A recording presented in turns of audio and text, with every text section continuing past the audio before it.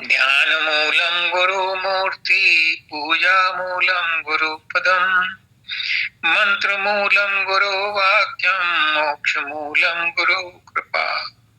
परम तत्वाधार परम पुरुष पुरंदरी मालिक कुल हजूर पुष्कर दयाल जी महाराज की पवित्र आत्माओं, सभी सत्संगी भाइयों बहनों माताओं बच्चों बुजुर्गों सबको राधा स्वामी। आज माता जी ने एक बात ऐसी कह दी जो सबके ऊपर भारी है। माता जी ने कहा प्रेम करो, गुरु का प्रेम।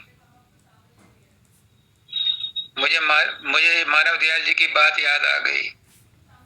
पुष्कर दयाल जी ने भी मुझे यही कहा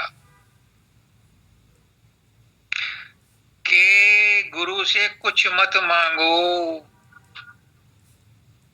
अगर मजबूरी है, कभी गुरु मजबूर करता भी है, मांग ले। तो जैसा हमारी आचार्य शीला माता जी ने मांगा था, वही आज माता जी ने कह दिया। प्रेम मांग लो गुरु से। गुरु बंध जाता है प्रेम में, प्रेम के बंधन में बंधे आएंगे। सनम कच्चे धागे से बंधे आएंगे, सनम प्रेम के धागे से बंधा आएगा गुरु। प्रेम करो गुरु से और गुरु बन जाओ, गुरु के भी गुरु बन जाओ। प्रेम वो ताकत है, प्रेम ही परमात्मा है, परमात्मा ही प्रेम है। परमात्मा से परमात्मा को मांग लो या गुरु से गुरु को मांग लो या गुरु से प्रेम मांग लो, परमात्मा से प्रेम मांग लो, एक ही बात है। जिसने प्रेम मांग लिया वो प्रेम में पग गया। आजकल गुंजिया बहुत पकाई जा रही है रस में, ऐसे ही पक जाता है वो। जिसको प्रेम मिल गया उसे संसार में कुछ और नहीं चाहिए। प्रेम बिना रीझे नहीं, तुलसी नंद किशोर। जिसको प्रेम मिल गया उसे सब मिल गया। गुरु से प्रेम करो, पर गुरु से प्रेम कोई नहीं करता। संसार से प्रेम करते हैं, गुरु से प्रेम करते हैं तो भी संसार के लिए करते हैं। हमें ये चाहिए, हमें ये चाहिए, हमारा ये काम कर दो, हमारा वो काम कर दो। अरे गुरु से कुछ मांगना ही है तो गुरु को मांग लो, गुरु का प्रेम मांग लो, सब कुछ मिल जाएगा। राजा भी मिल जाएगा और राजा की राजधानी भी मिल जाएगी, राजा की राजकुमारी भी मिल जाएगी।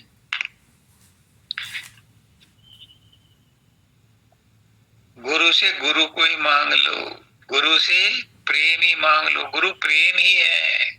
जब गुरु का प्रेम मांग लिया तो गुरु मानव दयाल जी कहते हैं कि मैंने अपना प्रेम बखेर करके अपने आत्माओं में, उनके प्रेम में मैं भी बंध गया। लेकिन मेरा बंधन ऐसा है कि मैं उन्हें अपने बंधन में बांध करके इस बंधन से आजाद करने आया हूं। लेकिन गुरु से कोई नाता जोड़ लो, प्रेम का नाता जोड़ लो तो बढ़िया है, नहीं तो कोई सा भी जोड़ लो। शत्रुता का जोड़ लो, कंस ने जोड़ा था शत्रुता का, रावण ने जोड़ा था शत्रुता का, तर गए, क्योंकि गुरु तो आया ही तारने के लिए। भाई का बना लो, बच्चे का बना लो। सूरदास ने उनको बच्चा बना लिया, कोई उनको माँ बना लेता है, कोई उनको पति पत्नी का संबंध बना लेता है। कोई भी रिश्ता जोड़ लो गुरु से, पर रिश्ता जोड़ लो, गोल मटोल मत रहो। एक रिश्ता कायम कर लो। गुरु आता ही है इसीलिए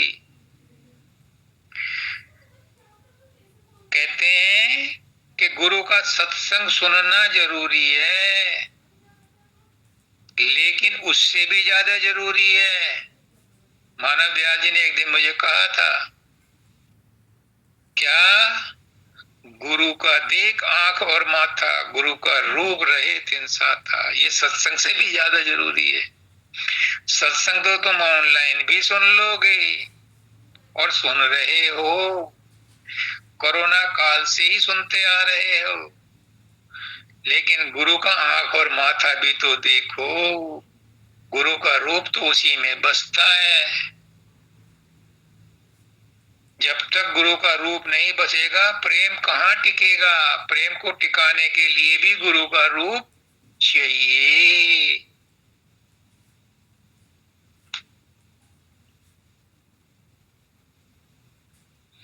आज क्या है भाई प्रश्न? जी गुरुदेव, आज सबसे पहले प्रीति गवालर से उनका प्रश्न है कि पिछले रविवार के सत्संग में आपने बताया कि जब मृत्यु नजदीक होती है तो व्यक्ति के माइंड में उसके सारे कर्मों की रील चलती है। क्या ये रील मृत्यु के नजदीक ना होने पर भी चलती है? जब मैं एकांत में होती हूँ तो मेरे द्वारा कर्मों की रील चलती है। क्या ऐसा होना स्वाभाविक है? ऐसा क्यों होता है? और यह रील को कौन चलाता है? अब मुझे पूरा भरोसा हो गया है। जब हनुमान जी गए लंका में और विभीषण से मिले, विभीषण ने कहा कि मैं तो लंकापति रावण का भाई हूं, आप कौन हो? तो उन्होंने कहा कि मैं तो रामचंद्र जी का एक छोटा सा सेवक हूं। तब विभीषण ने कहा था, अब मोहे भा भरोस हनुमंता, बिन हरु कृपा मिले नहीं संता। अब मुझे पूरा भरोसा हो गया है कि आपके अंदर, इन लोगों के अंदर इतनी जिज्ञासा उठती है, ये ऐसे ऐसे प्रश्न पूछते हैं। अब मुझे भरोसा हो गया कि इनका उद्धार होना निश्चित है। गुरु की कृपा इन पर अपार बरस रही है। कितना सुंदर प्रश्न पूछा है। ये तो हजूर महाराज भी कह गए कि अंतिम समय में रील चलती है। शब्दानंद जी ने भी कई सत्संगों में कहा अंतिम समय में रील चलती है, लेकिन किसी ने प्रश्न नहीं पूछा कि ये रील चलाता कौन है। क्या ये अंतिम समय में ही चलती है कि 24 घंटे भी चलती है?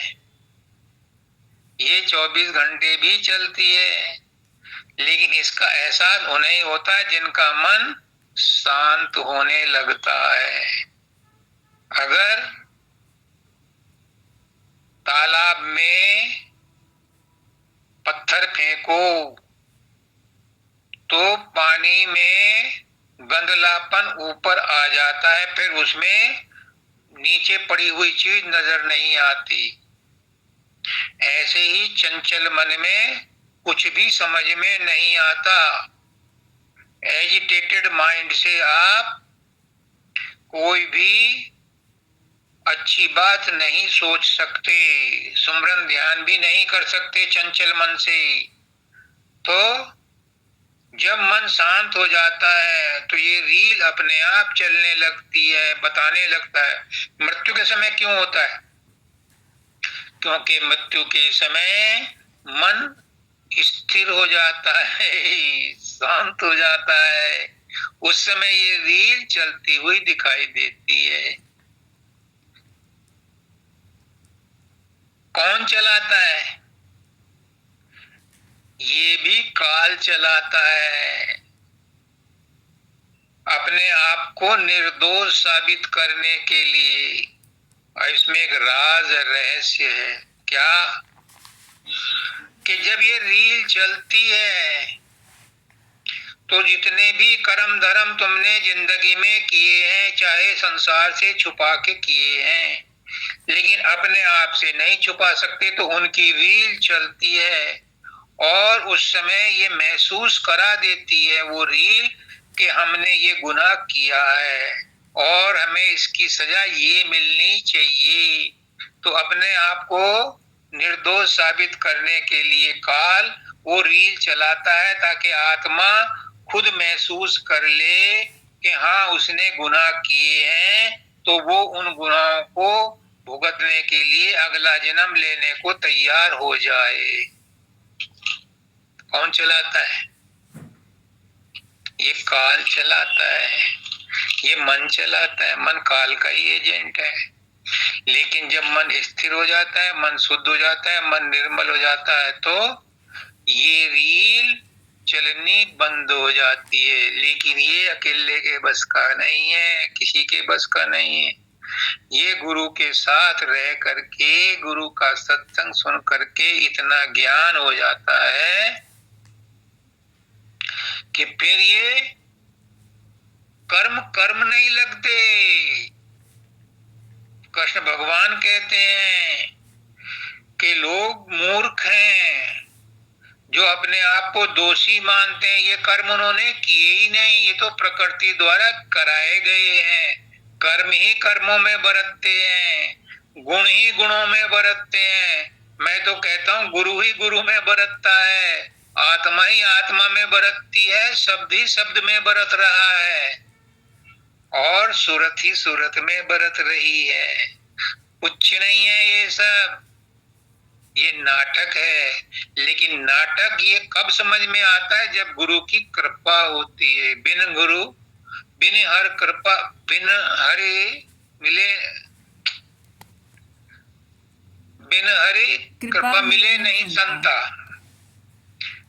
बिन हरि कृपा मिले नहीं संता। जब गुरु की कृपा होती है तो संत मिलता है, और जब गुरु संत की कृपा होती है तो ये अकल में बात आती है, समझ में बात आती है। क्या? कि ये कर्म तो हमने किए ही नहीं, ये तो नाटक था, ये तो ड्रामा था, ये तो एपिसोड था, सीरियल था। ये तो प्रकृति द्वारा कराए गए हैं। एक और बात से तो बात आपको स्पष्ट हो जाएगी।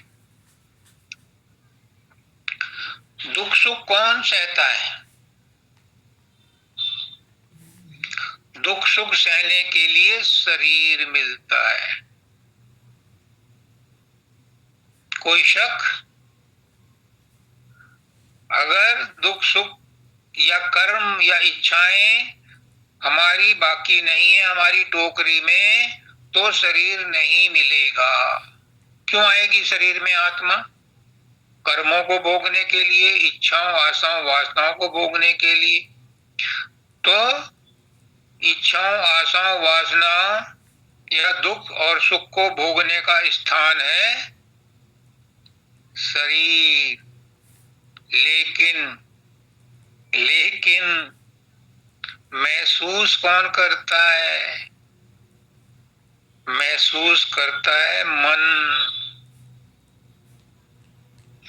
पुष्करनाथ जी कहते हैं कि मन की शांति ही परमात्मा का साक्षात्कार है।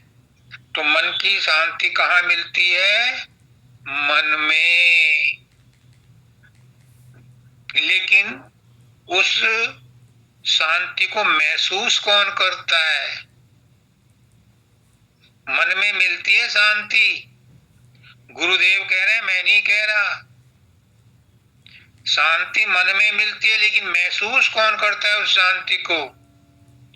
आत्मा महसूस करती है। दो बातें हो गई।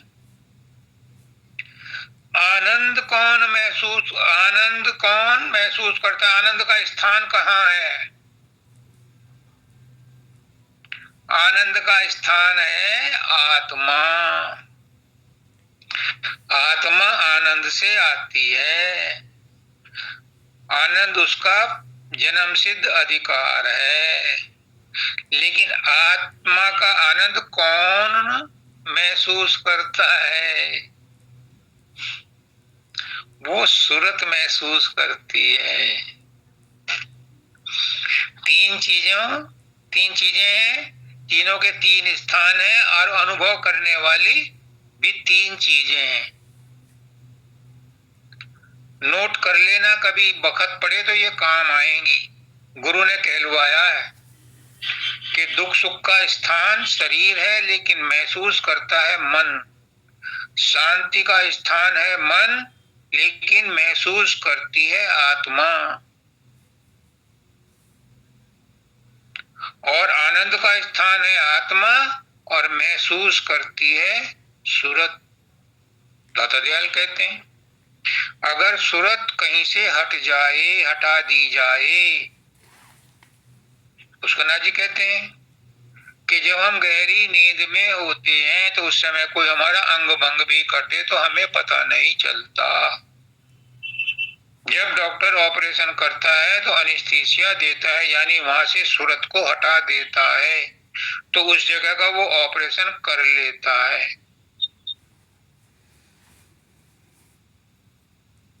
तो महसूस कौन करता है आनंद को?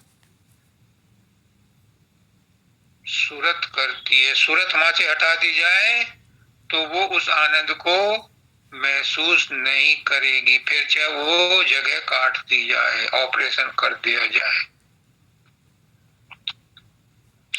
एक बात और बता दूं, लगे हाथ, अभी गीतम से बात हो रही थी,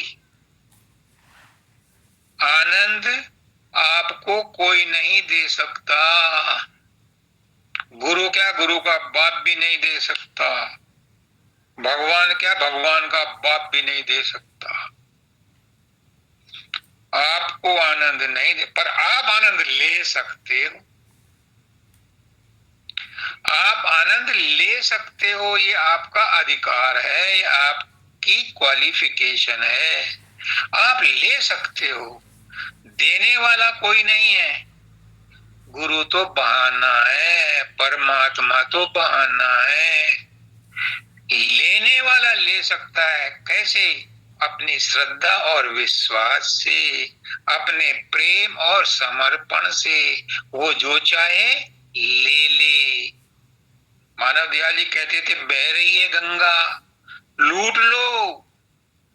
कई बार मौज में आते थे परम दयाल जी, कहते थे लूट लो, मैं लुटा रहा हूं। लेकिन लूटने वाले की इंपॉर्टेंस है, देने वाले की नहीं है। देने वाला तो दे रहा है, इंपॉर्टेंस तो लेने वाले की है। एक छोटी सी एग्जांपल देता हूं। आप दान देना चाहते हो, दान लेने वाला भी तो चाहिए। अगर दान लेने वाला नहीं है तो दान देने वाला किसे देगा? तो देने वाले की इंपॉर्टेंस नहीं है, लेने वाले की इंपॉर्टेंस है। लेने वाला अपने विचारों से, अपनी श्रद्धा से, अपने प्रेम से मूर्ति में भी भगवान पैदा कर लेता है। मूर्ति में प्राण प्रतिष्ठा स्थापित कर देता है। तो किसकी इंपॉर्टेंस है? लेने वाले। तो आनंद दिया नहीं जाता, लिया जाता है। अब मैं आता हूं पुष्करनाथ जी की बात पे, मैं आता हूं बाबा फकीर की बात पे। बाबलो, नाम दिया नहीं जाता, लिया जाता है। पुष्करनाथ जी कहते हैं नाम छीना जाता है। लेने वाले की इंपॉर्टेंस है। लेने वाले में कितनी श्रद्धा है, कितना विश्वास है, कितना प्रेम है। मानव दयाल जी कहते थे कि गुरु से जब कोई प्रेम करता है तो गुरु अपना सब कुछ लुटा देता है, अपने आप को लुटा देता है। गुरु उसका गुलाम हो जाता है। तो लेने वाला भी तो चाहिए, देने वाला तो दे रहा है। अगर लेने वाला नहीं होगा तो देने वाला किसे देगा?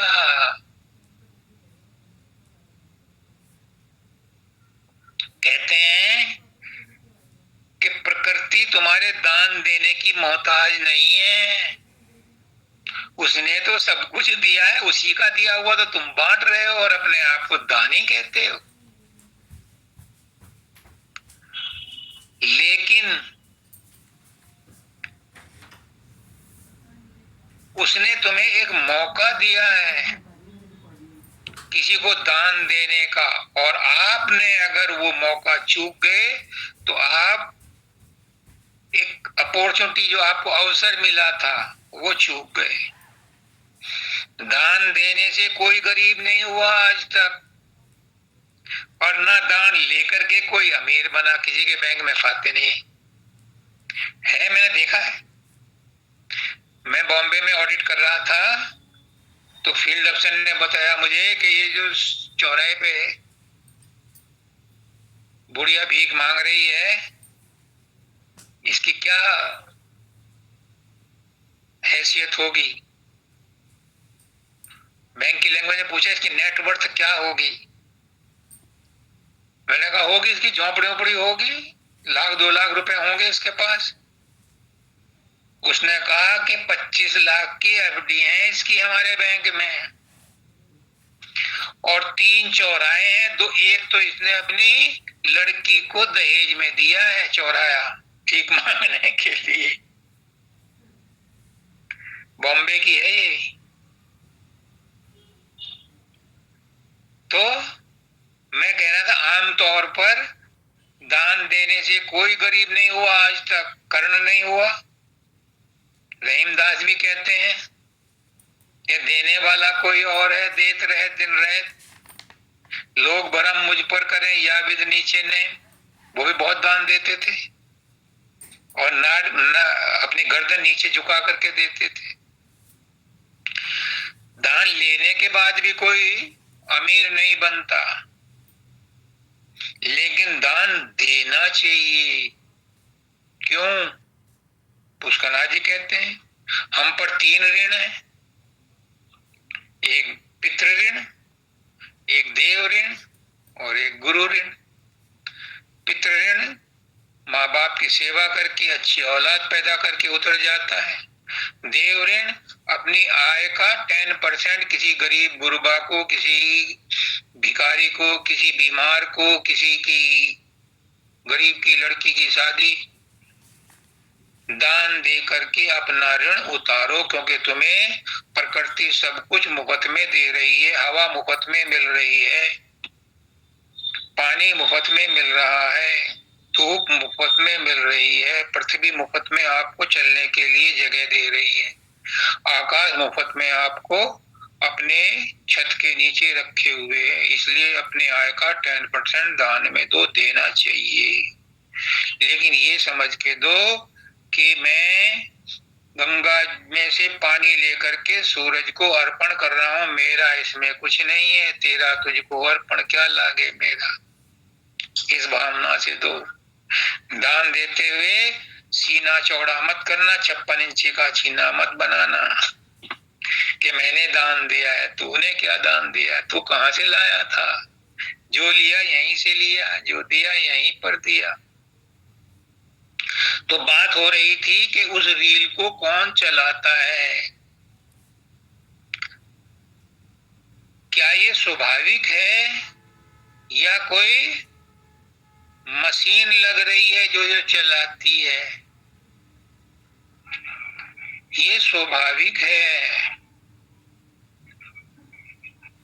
मन में विचार उठते हैं, किसी का मन निश्चल नहीं है, स्थिर नहीं है। जिनका स्थिर है उनमें भी विचार उठते हैं।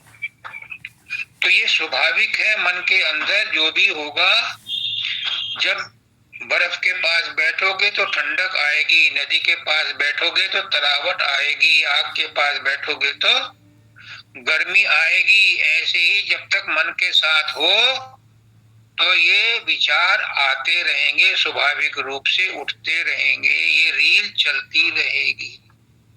लेकिन बहुत बड़ा लेकिन है, ना इसके फेवर में जाओ ना इसके अगेंस्ट में जाओ, इनसे ऊपर उठो। ना अच्छे विचारों को एंटरटेन करो ना बुरे विचारों को एंटरटेन करो। मन को स्थिर करो। कहे से करोगे? गुरु रूप का ले आधार सखी, गुरु रूप का आधार लो। गुरु ने जो नाम दिया उसका सुमरन करो, तो ये मन चंचलता छोड़ देगा। फिर ये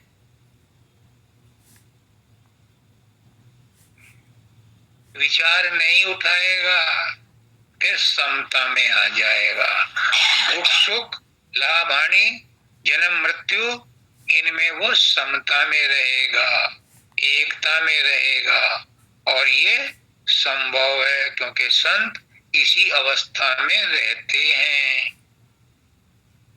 ये कोई काल्पनिक चीज नहीं है। हम क्यों हमारे अंदर ये विचार उठते हैं? क्योंकि हमने कानून तोड़े हैं। इस जन्म में भी तोड़े हैं, पिछले जन्मों में भी तोड़े हैं। अगर कानून ना तोड़ते तो ये जन्म भी ना होता। जब कानून तोड़े हैं तो उनका असर तो, उनका सजा तो भोगनी पड़ेगी। लेकिन गुरु क्या करता है? गुरु करने का क्या फायदा है? गुरु उन कानूनों को जो तोड़े हैं उनकी जो सजा है वो सूली का सूल बना देता है। उनको भुगतवा ऐसे देता है कि महसूस नहीं होते। परिस्थितियां नहीं बदलती, सोच बदल जाती है। पुष्करनाथ जी हर बार कहते थे कि गुरु सिर्फ सोच बदलता है, और सोच बदलने से जब नजारा बदल जाता है तो नजारे बदल जाते हैं। जब नजर बदल जाती है तो नजारे बदल जाते हैं। एक विचार बदल गया तो पुष्करनाथ जी कहते हैं जिसे मैं पहले दुश्मन समझता था अब मुझे वो दोस्त नजर आने लगा है। मेरे साथ भी ऐसा ही है। एक लड़की है, वो मुझसे नफरत करती है लेकिन मैं उसे अभी भी प्यार करता हूं क्योंकि वो मेरे गुरु की बच्ची है। मुझे भी कोई अब किसी में कमी नजर नहीं आती। मैं उस लड़की को भी बहुत प्यार करता हूं और ही मन करता हूं। मैं सबको प्यार करता हूं। क्यों? क्योंकि सबके अंदर मुझे गुरु ही नजर आता है। गुरु क्या कहता है? गुरु कहता है तुम उससे प्यार करो जिसको कोई प्यार नहीं करता। जिससे सब नफरत करते हैं उससे गुरु प्रेम करता है। क्यों? क्योंकि वो भी परमात्मा का ही बंदा है। एक बात और बता दूं, गुरु कहलवा रहा है, सुन लो। परमात्मा के लोक में अच्छे लोग जाते हैं। परमात्मा के दरबार में अच्छे पुण्य आत्मा आती हैं, लेकिन गुरु के पास पापी आते हैं, कमजोर आते हैं, असहाय आते हैं। और गुरु उन्हीं की मदद करता है, उन्हीं के लिए आता है। कम मत समझो, गुरु परमात्मा है और परमात्मा ऐसे ही असहाय लोगों के लिए आता है जिनको कोई प्रेम नहीं करता, वो उन्हें भी प्रेम करता है। पुष्करनाथ जी कहते हैं कि एक आदमी था, वो 86 साल तक भगवान को गाली देता रहा पर उसे रोटी बराबर मिलती रही। और एक सेठ ने भंडारा खोला और पूछा कि तू भगवान को मानता है? उसने कहा मैं तो नहीं मानता है, भगवान की तेरी ऐसी की तैसी। उसने उसे खाना नहीं दिया, लेकिन परमात्मा ने उसे स्वप्न में बताया कि मैं 86 साल से उसे खाना दे रहा हूं और तूने एक दिन में ही मना कर दिया, तू कैसा मेरा भगत है। तो परमात्मा तो सबको प्यार करता है। तो कहते हैं संत कि तुम उसको प्यार करो जिसको कोई प्यार ना करता हो, क्योंकि उसके अंदर भी परमात्मा। तो मैं उस लड़की को भी प्यार करता हूं, वो भले ही ना मुझे माने, मैं उसे मानता हूं। जब सोनू जी महाराज के पिताजी सोनू जी महाराज को बाबा फकीर के पास ले गए, सोनू जी महाराज के जो पिताजी थे वो ऐसी आरती गाते थे कि आंसू आ जाते थे अच्छे अच्छों के। मानव दयाल जी ने एक बार उनके छोटे भाई जो बटाला में हैं उनसे वो कहलवाई थी कि मेरी आंखों में आंसू है, जितने सत्संगी सबकी आंखों में है। मतलब वो आरती ही इस ढंग से बनाई गई है कि वो अपने आप को कितना रुलाते हैं। तो जब उनके पास ले गए तो उनके पिताजी ने कहा सोनिया महाराज के लिए बाबा फकीर से कि इनको कुछ आशीर्वाद दे दो। सोनू जी महाराज बोले मैं इनको मानता ही नहीं। तो बाबा फकीर ने सोनू जी महाराज का हाथ पकड़ लिया, तू नहीं मानता, मैं तो मानता हूं। और वही उनके हाथ पकड़ने का और मानने का नतीजा ये हुआ कि किसी भी रूप में है वो गुरु तो है। ये होता है गुरु के हाथ पकड़ने का नतीजा।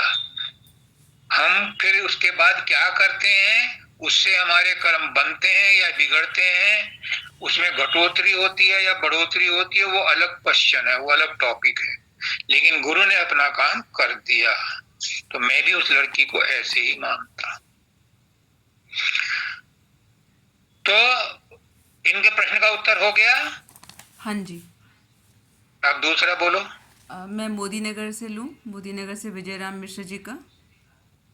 स्वतंत्र हो, आपको पूरी प्रश्न है, महाराज जी, परम संत परम दयाल पंडित फकीर चंद जी महाराज, संत सनातन धर्म अथवा मानव धर्म में कहा है कि लड़के और लड़की का विवाह गुण, कर्म और स्वभाव को देखकर करना चाहिए। आपसे प्रार्थना है कि इसकी व्याख्या करके समझाने की कृपा करें। देखो भाई, ऐसा है, मैं तो पुष्करनाथ जी का ढिंडोरा पीटूंगा।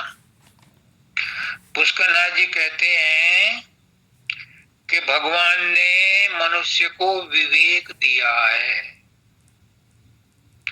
किसी और प्राणी को ये विवेक नहीं दिया। बुद्धि तो बहुत दी है, सबको दी है, लेकिन विवेक मनुष्य को दिया है। विवेक का मतलब हमारे लिए क्या अच्छा है और क्या बुरा है।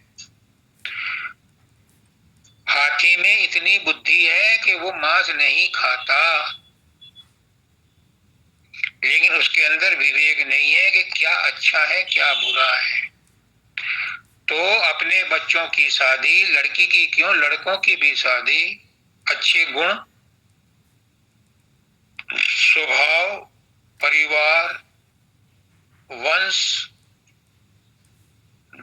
सब कुछ देखभाल करके तब निर्णय करो। पर आजकल ये संभव नहीं है। लव मैरिज में तो हमारे अपने भी ऐसे हैं कि जिनको हम पहले शेड्यूल कास्ट कहते थे, उनके साथ लड़के भी आए जा रहे हैं, लड़कियां भी आई जा रही हैं। आजकल गुण कोई नहीं देखता, परिवार गोत्र कोई नहीं देखता, सब ये देखते हैं कि कितने पैसे हैं, कैसा स्टेटस है, कितनी सैलरी है, उसके हिसाब बस यही गुण रह गए हैं। अब स्वभाव और गुण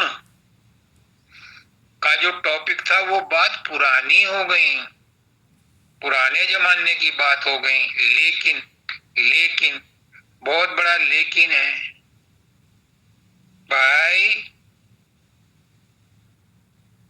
रामचंद्र जी का परिवार कैसा था?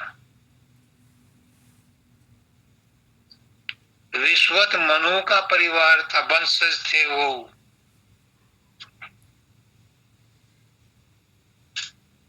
और राजा जनक का परिवार कैसा था? उच्चतम कोटि का था। जब सीता का विवाह हुआ तो गुण कर्म सब कुछ देख लिए थे। एक नहीं, तीन तीन गुरुओं ने देख लिए थे। उधर वशिष्ठ ने देखा, इधर विश्वामित्र ने देखा, इधर सदानंद ने देखा।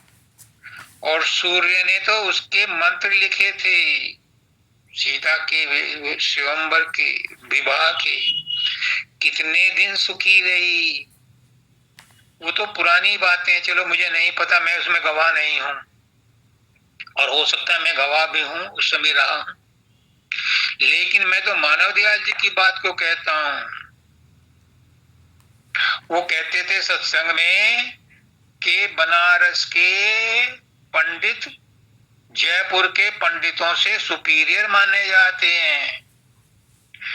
अपनी लड़कियों का विवाह बड़े ठोक बजा के, जन्म कुंडली बना करके, और 10 पीढ़ियों तक का हिसाब किताब लगा करके तब शादी करते हैं। वो कहते हैं 80% ब्राह्मणों की लड़कियां घर बैठी हैं बनारस के। तो भाई कर्म स्वभाव सब कुछ देख लो, जिसके भाग्य में जो होना है वो होता है, होकर रहता है। सीता जी को एक दिन का सुख मिला? नहीं मिला। लेकिन फिर मैं पुष्करनाथ जी की बात पे आता हूं, विवेक का इस्तेमाल करो,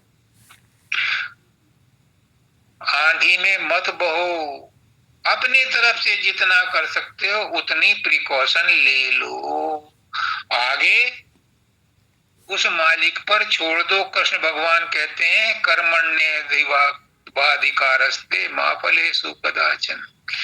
तेरा हद कर्म करने तक सीमित है, फल क्या मिलेगा ये मेरे हाथ में, तेरे हाथ में नहीं। तू जो करता है, तू जो चाहता है वो करता है, लेकिन होता वो है जो मैं चाहता हूं। अब तू वो कर जो मैं चाहता हूं, फिर वो होगा जो तू चाहता है। इसलिए गुरु के प्रति समर्पित कर दो। पुष्करनाथ जी कहते हैं खाना भी उसी के लिए, पीना भी उसी के लिए, बच्चों की शादी भी उसी की खुशी के लिए। जिसको दे रहे हो वो भी परमात्मा है, उसके भाग्य में जो होना होगा वो होगा।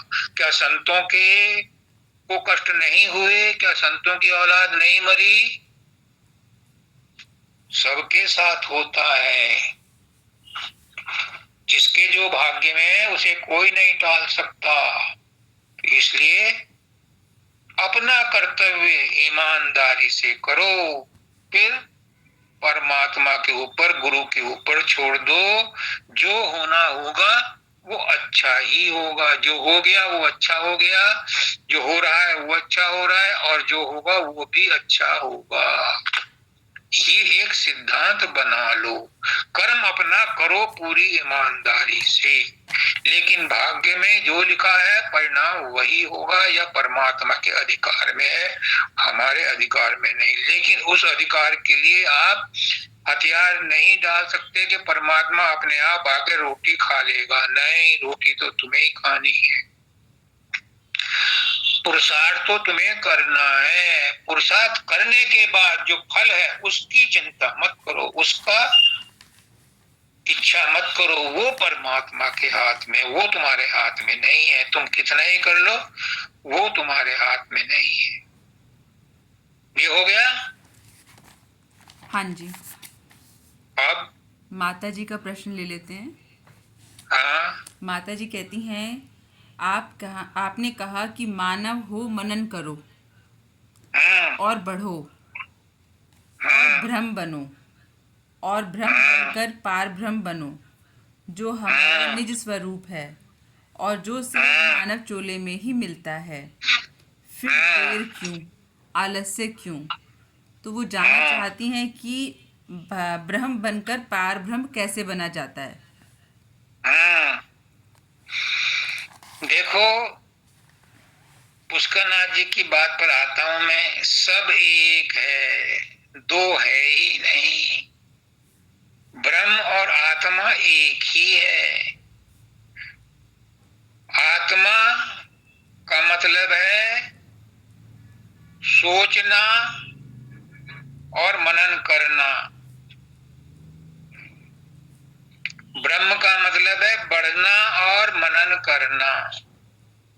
तो जो आत्मा है वही परमात्मा है, और जो परमात्मा है वही परब्रह्म है, वही परमात्मा है।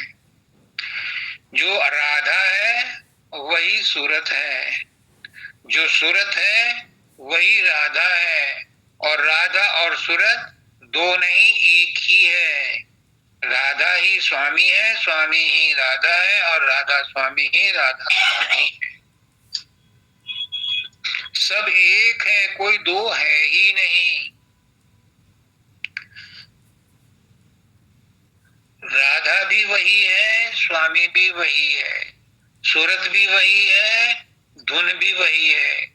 एक बात और कह दूं, पुष्करनाथ जी मुझे बहुत याद आ रहे हैं।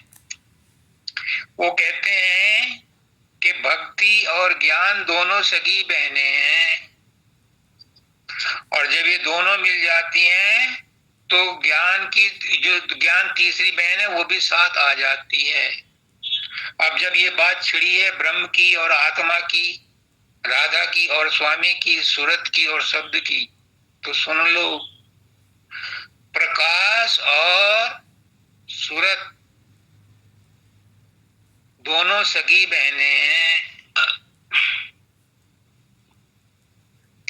प्रकाश और सूरत धुन दोनों सगी बहनें हैं, और जब ये दोनों मिल जाती हैं तो तीसरी बहन शब्द भी आकर के इनके साथ मिल जाती है। और मैं क्या कहता हूं कि दोनों नहीं, हम सब एक ही हैं, कोई अलग है ही नहीं। न सूरत शब्द से अलग है, न शब्द सूरत से अलग है, न धुन सूरत से अलग है, न धुन धुनी से अलग है, न नाम नामी से अलग है, न नामी नाम से अलग है, न शब्द प्रकाश से अलग है, न प्रकाश शब्द से अलग है। सब एक में ही ओतप्रोत है। अभी मैंने कहा कि सब कर्म ही कर्म में बरत रहे हैं, गुण ही गुणों में बरत रहे हैं, गुरु ही गुरु में बरत रहा है, शब्द ही शब्द में बरत रहा है, सूरत ही सूरत में बरत रही है, ब्रह्म ही ब्रह्म में बरत रहा है, आत्मा ही आत्मा में बरत रही, यानी सब कुछ एक ही है। एक एक है, एक एक है, जाने जानन हारा, रूप तेरा अति प्यारा फकीरा, रूप तेरा अति प्यारा। क्या बात करते हो, सब एक है, दो है ही नहीं, लेकिन दो मान के चलना पड़ता है। बच्चे को पहले कैसे कबूतर बताना पड़ता है, जब वो सीख जाता है तो फिर कह नहीं पड़ता, फिर तो वो रनिंग रीडिंग करता है। तो शुरू में दो मान के चलना पड़ता है, बाद में द्वैत खत्म हो जाता है। पुष्करनाथ जी कहते हैं कि जो प्रकाश को देखते हैं वो द्वैत में है, एक देखने वाला और एक प्रकाश। जो शब्द को सुनते हैं वो भी द्वैत में है, एक सुनने वाला और एक शब्द। वो कहते हैं इनसे परे जाओ, कब तक पढ़े रहोगे स्कूल में। मुझे कहा है कि जाओ तुम्हारी पढ़ाई पूरी हो गई। 22 फरवरी 1921 में या 20 में, 20 में, 20 में, जाओ तुम्हारी पढ़ाई पूरी हो गई। कब तक स्कूल में पढ़े रहोगे, पढ़ने के बाद अपना काम करो। दाता दयाल गए हुजूर महाराज के पास, 2 बार तो बड़ा स्वागत किया, जब तीसरी बार गए तो मुंह फेर लिया। उन्होंने कहा गुरुदेव क्यों नाराज हो गए, क्यों आया है आपके दर्शन करने। गुरु क्या आगरा में रहता है, तुम्हें काम दिया अपना काम करो। तो मुझे भी कह दिया जाओ अपना काम करो, और मैं उनका काम कर रहा हूँ, उनका ढोल बजा रहा हूँ, वो सुन रहे हैं बैठे हुए। तो मैं तो हर बात में पुष्करनाथ जी की बात को ले आता हूँ। वो कहते हैं कि सब एक है, कोई द्वैत है ही नहीं, लेकिन द्वैत मान के चलना पड़ता है। मुझे कहते हैं राजेश तुझ में मुझ में कोई अंतर नहीं, जो मैं हूं वही तू है, बस सब्र कर, समय का इंतजार कर। मन की कलिश, मन की कालिमा धीरे धीरे जैसे उतरती जाएगी वैसे ही सब कुछ एक्सपोज होता जाएगा, वैसे ही तुझे अनुभव होता जाएगा। तो ये सब कुछ ज्ञान दे दिया।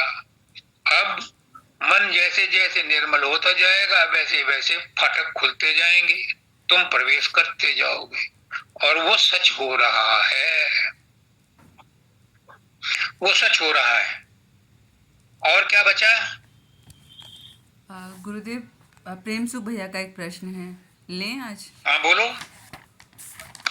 वो ये कहते हैं कि मेरे गुरुदेव हुजूर पुष्कर नाथ जी सत्संग में कहा करते थे कि यदि आपको खुश रहना है तो वर्तमान में जीना सीखो। अरे क्या वाह! गुरुदेव ऐसी भी कोई कला है, क्या कोई फॉर्मूला है हाँ, जिससे हम वर्तमान में हाँ, रहकर अपने सभी कार्य कर सकें? हाँ, लाख टके की बात। पुष्कर नाथ जी तो आज बैठ गए हैं यहाँ करके, बड़े खुश हो रहे हैं वो कि उनकी बात को पानी दिया गया।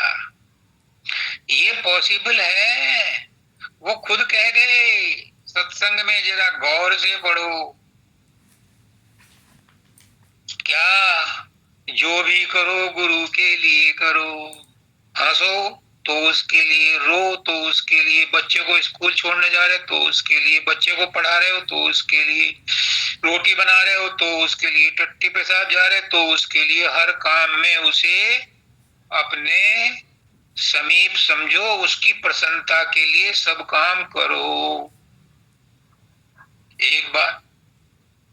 दूसरी बात, हर एक के अंदर परमात्मा को, गुरु को देखो। किसी से जब तुम देखोगे तो फिर नाराजगी नहीं होगी, ईर्ष्या नहीं होगी, द्वेष नहीं होगी, पत्नी पर गुस्सा नहीं करोगे। क्यों? क्योंकि उसके अंदर भी गुरु मौजूद है। तीसरी बात, चाहे नफा हो, चाहे नुकसान हो, चाहे हानि हो, चोट लगे, बीमारी हो, कुछ भी हो, हर हालत में समता में रहो कि मेरे गुरु ने ये बीमारी भी मुझे, ये चोट भी, ये नुकसान भी मेरे फायदे के लिए दिया है, क्योंकि वो इससे मेरे कर्म कटवा रहा है। और लास्ट बात, बहुत लंबी लिस्ट है, लेकिन एक और लास्ट बात बताता हूं। जो हो रहा है वो भला हो रहा है, जो हो गया वो अच्छा हो गया, जो होगा वो भी अच्छा होगा। जब ऐसी भावना आ जाती है तो खुश रहा जा सकता है। फिर तुम नहीं रहते, फिर संत हो जाते हो, फिर गुरु हो जाते हो, और गुरु सबके अंदर सब कुछ करता हुआ भी कुछ नहीं करता। फिर तुम संसार में रहते हुए भी मुर्गाबी की तरह रहते हो।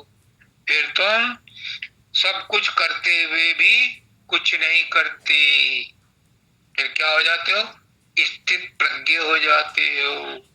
फिर तुम गुरु ही हो जाते हो, गुरुमय हो जाते हो। ये संभव है।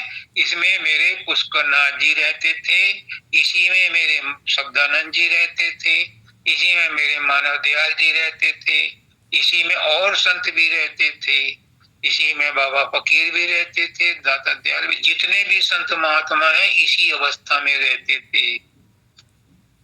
बाबा सामन सिंह जी भी ऐसे ही रहते थे, बाबा चरण सिंह जी भी ऐसे ही रहते थे, बाबा जयमल सिंह जी भी ऐसे ही रहते थे। उन्होंने तो यहाँ तक कह दिया था कि मुझे नीला धुला करके भी शमशान में ना ले जाना, ऐसे ही मुझे अर्पण कर देना आग के हवाले। क्यों? कुछ नहीं रखा फॉर्मेलिटी में, हंस तो निकल गया। आप शरीर का चाहे जैसे डिस्पोजल कर दो आप, तो इसकी फॉर्मेलिटी में क्यों लगाते हो? हालांकि हम मृतक शरीर से भी मोह करते हैं, करना नहीं चाहिए, लेकिन लोक लाज के लिए करना पड़ता है। अगर 100 पर मक्खी बैठती तो हम उसे उड़ा देते हैं, चमड़ डुलाते हैं। हालांकि सबको पता नहीं है, आत्मा तो जा चुकी, उसे नहीं पता कि मक्खी बैठी है या कुत्ता खा रहा है, वो तो गई, लेकिन अपने श्रद्धा और अपने विश्वास के लिए, अपने प्रेम के लिए सबका भी सम्मान करना हमें सिखाया गया है। इसलिए सबको भी हम बाइज्जत डिस्पोज करते हैं। ये हमारी संस्कृति है। पर उसको फर्क नहीं पड़ता, हमें फर्क पड़ता है, क्योंकि हमने अगर नहीं किया तो हमारे अंदर आत्मग्लानि होगी। अब कितना ही कोई पुण्य आत्मा हो, जब कोई बॉर्डर पर शहीद होता है और उसकी बॉडी नहीं मिलती, दूसरे दुश्मन उसका क्या असर करते हैं हमें नहीं पता, हम कुछ भी नहीं कर सकते चाह करके भी। तो उसकी आत्मा उससे दुखी नहीं होती, क्योंकि आत्मा तो शहीद होने के बाद उसको जो भी उसके भावना रही हुई उसके हिसाब से उसको जन्म मिलेगा या मुक्ति मिलेगी, मुझे नहीं पता। लेकिन हमारी भावना कैसी है उसके प्रति, हम वो संस्कार यहाँ पर उसकी एब्सेंस में भी करते हैं। ये हमारी संस्कृति है, ये हमारा अपना संस्कार है। हम ऐसा करते हैं जैसा हमने होता हुआ देखा है। परंतु परंतु बहुत बड़ा परंतु है, पुष्कर नाथ जी कहते हैं कि तुम जीते जी ऐसे रहो जैसे मृतक रहता है। जैसे मृतक रहता है वैसे ही तुम जीते जी रहो। मृतक को चाहे मक्खी बैठे, चाहे उस पर गर्मी हो, चाहे उसे फ्रिज में, कोल्ड फ्रिज में रख करके रखते हैं, 2 तो 3 दिन रखते हैं। और एक तो अभी 10 साल हो गए, एक संत को तो पंजाब में है वो। मैं किसी की अच्छाई बुराई में नहीं आ रहा, मैं तो सिर्फ ये कह रहा हूं कि ये सब चीजें पुष्करनाथ जी कहते हैं कि तुम जीते जी महसूस करो कि तुम सब हो। तुम्हें किसी चीज की अच्छाई का, बुराई का, मक्खी का, चोट का कोई असर किसी प्रकार का नहीं हो रहा, तो तुम जीते जी मृतक हो, तुम जीते जी मुक्त हो। उस अवस्था की बात कर रहे हैं।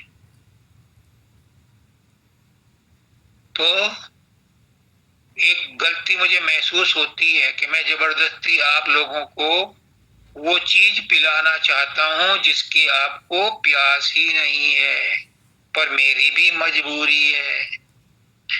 मुझे हुक्म होता है कि उनको वो सब ज्ञान दे दो जिसकी आपको जरूरत है, भले ही अभी ना हो, लेकिन जरूरत तो है। तभी तो तुम सत्संग में आए हो, तभी तो तुम इससे जुड़े हो, तभी तो गुरु से मिलते हो, तभी तो तुम सत्संग में 1 घंटा बैठ करके शांति से सुनते हो। तो मेरा फर्ज है कि मैं तुम्हें वो बात बताऊं जिसकी आपको जरूरत है। अगर एक बात भी समझ में आ जाए, एक बात भी कोई पकड़ ले, तो उसका इसी जन्म में उद्धार हो सकता है। लेकिन पकड़नी वो आपको है, चलना आपको है, उस पर एक्शन आपने लेना है। गुरु तो लगातार इतनी बात बताता है कि कोई तो बात किसी की समझ में आ जाए, कोई किसी की समझ में आ जाए, कोई किसी की समझ में आ जाए, सब बातें एक ही जगह जाकर के पहुंचती हैं। सारे रास्ते एक ही मंजिल पर पहुंचते हैं, और वो मंजिल है कि तुम्हें इसी जीवन में मुक्ति की अवस्था को अनुभव करना है। मरने के बाद मुक्ति की कोई गारंटी नहीं है, मैं भी गारंटी नहीं देता। मैं उसी की गारंटी देता हूँ जो जीते जी अपने आप को मुक्त अवस्था में अनुभव कर लेता है, कर लेना चाहिए। इसलिए भाइयों बहनों, बच्चों, माताओं, बुजुर्गों, सबको मैं एक ही बात कहता हूँ, मेरा गुरु भी यही कहता कहता चला गया कि गुरु में और शिष्य में यही अंतर है। क्या? कि गुरु के अंदर ज्ञान है, चेले के अंदर ज्ञान नहीं है। गुरु कोशिश कर रहा है अपना ज्ञान चेले में उंडेलने का। अगर उस ज्ञान को ले लो तो तुम भी गुरु हो जाओ। गुरु कर ले आप समान। गुरु आपको अपने समान करने के लिए रात दिन अथक प्रयास करता है। थोड़ा सा अपने अहंकार को ढीला करो और गुरु को उसमें अंदर घुस जाने दो। गुरु तुम्हारा अंदर में बैठा है, वो तड़प रहा है, आपकी आत्मा तड़प रही है, मुझे पता है, महसूस कर रहा हूं, लेकिन अहंकार आपको झुकने नहीं दे रहा। इस अहंकार को थोड़ा ढीला करो तो आप अपने अंदर में अपने अंदर वाले गुरु से मिलो, अंदर वाले परमात्मा से मिलो। जो आत्मा है वही परमात्मा है, जो आत्म साक्षात्कार है वही परमात्मा साक्षात्कार है। दो है ही नहीं, हो ही नहीं सकते। तुम खुद वही परम तत्व हो जिसको तुम ढूंढ रहे हो, लेकिन अभी ज्ञान नहीं है। यही ज्ञान देने के लिए गुरु रात दिन कोशिश करता है कि किसी तरह से समझ जाओ कि तुम वही हो, तुम वही हो, तुम वही हो।